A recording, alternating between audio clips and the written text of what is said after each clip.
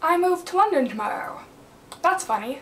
The end of high school had a very definite sense of permanence. That was the last time I would ever eat lunch in the band hallway, see a lot of those people again, play with the orchestra, sit next to my best friend amongst our class at graduation. It was an ending.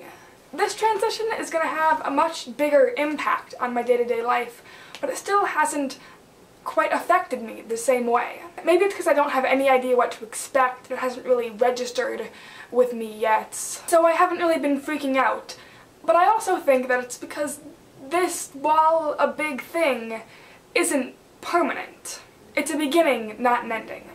And while the end of summer always has a false sense of permanence, it seems like every year I find myself walking home from my bus stop marveling at how quickly spring has come again. And while I won't have that exact experience next year, the principle will be the same. I'll come home and spend a summer largely the same as this one. The only thing permanently ending was my day job, which I only had for a couple months and wasn't really attached to, but it was still kind of weird on my last day.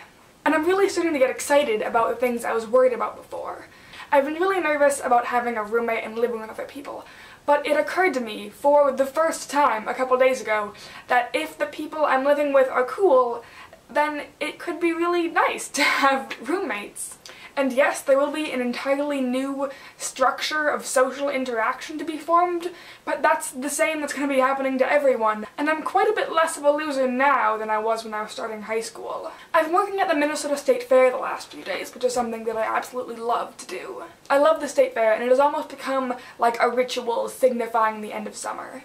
I liked to work as many days as I could, and I would have lists, of all the things that I wanted to do and eat each year. This year I was only working 4 days, and I'll be going with some friends, but still not as much as usual, and I probably won't get a chance to do all of the things that I usually do. But that's okay. The State Fair is going to be back next year, and for all the foreseeable future. There are still plenty of summers to come to fill with all the things that I didn't get a chance to do during this one. Nothing is ending. Not really. Just beginning. So as I'm finishing packing, I will try and continue to hardly panic at all, which is way less panicking than I expected to be doing, because London will be great, and come the end of May, I will likely have a much harder time leaving London.